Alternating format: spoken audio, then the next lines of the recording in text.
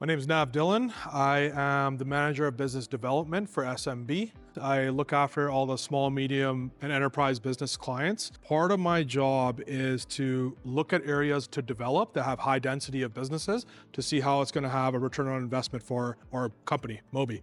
I also look after training all the new hires for business sales. And then my team also generates all leads for the entire team.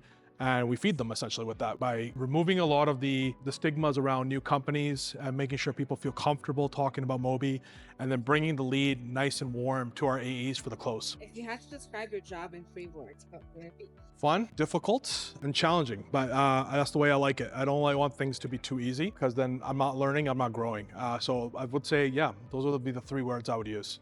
What does business development mean in the telecom industry? So business development means for me is looking at industries or sections that maybe are suffering with our current regime of competitors or carriers and finding ways to do things better and better serve that vertical. So let's say hotels, for example, has been like a huge one for us. We recently brought on a car dealership, which is the first one for us. Car dealerships suffer, especially in smaller towns, but not even just in smaller towns, just in sections of our urban city like Calgary, there's places where they don't have good connectivity. I look at that kind of stuff and see how we can step in and be that go-to provider. Do you find that businesses are open to hearing about new telecom company?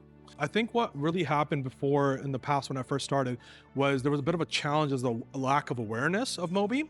But as I've been here for almost a couple of years now, the awareness has grown. It's gotten better. Everybody's always willing to listen, but then you got to pack it in with facts, have testimonials, be confident in what you're talking about, know what you're talking about. And now with our wonderful marketing team in place, things have improved drastically. Conversation around it has improved. It's a lot less hurdles to get past in order to deliver that, we're a viable option. What's one thing about telecom business development that most people don't realize?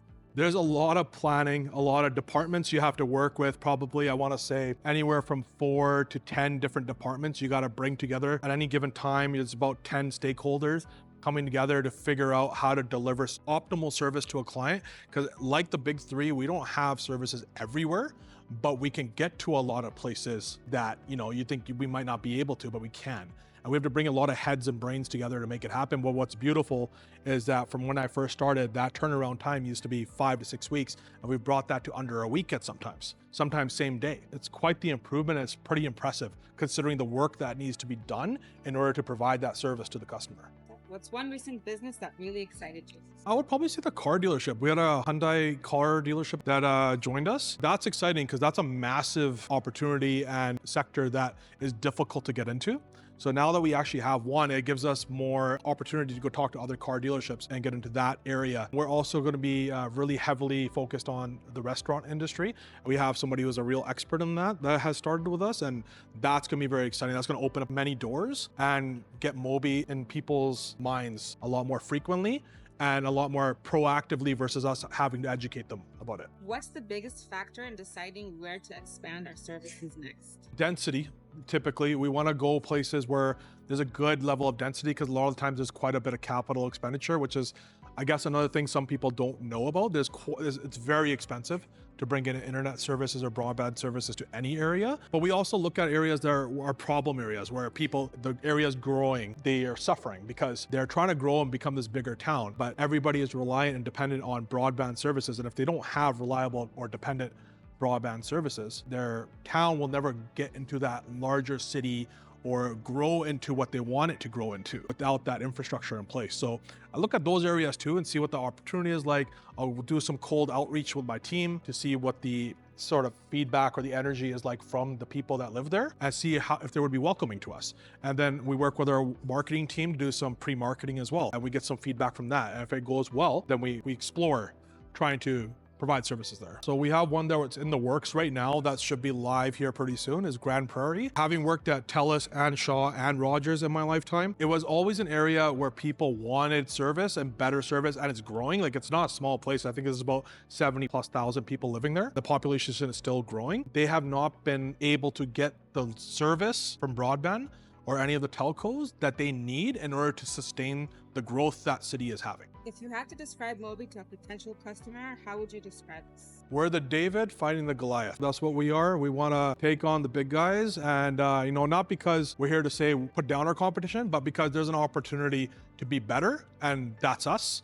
I don't believe a lot of the larger companies have the opportunity to do that because they're so big, and we have a chance, an opportunity here to do it right. Talk about your team a little bit. Yeah, so my team spends most of their days doing cold outreach to clients, businesses within our footprint or areas of interest, emails as well. And a lot of the times they do their own market research where they'll send me an area that they heard from a business owner or from research, like Nav, we should look at this area. I'll do some research with them and we'll look at explore doing that. They do call campaigns with our account executives in areas where the account executive wants to work. And my team is designed to work cohesively with the account executives and support them with their success, because their success in turn becomes my team's success. How has your team impacted the growth of Moby?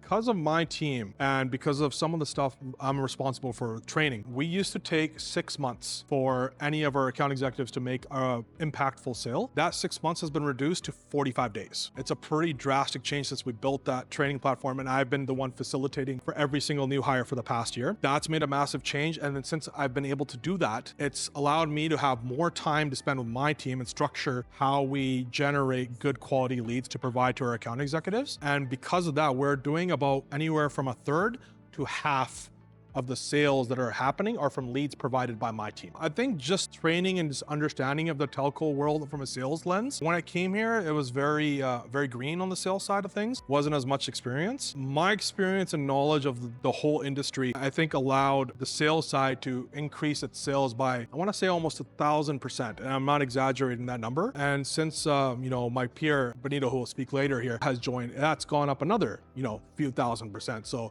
I think that was the main thing that was missing here, was proper onboarding training, which is all in place now. And we're now becoming a real contender with real structure in place to be successful in the sales side of things. Can we talk about what's next for Moby? But what's next for Moby is to just be that new go-to provider in Alberta, as we are an Alberta-based company, but eventually we want to be a household name for people across the country. That's our goal. How has Moby evolved since you joined the team?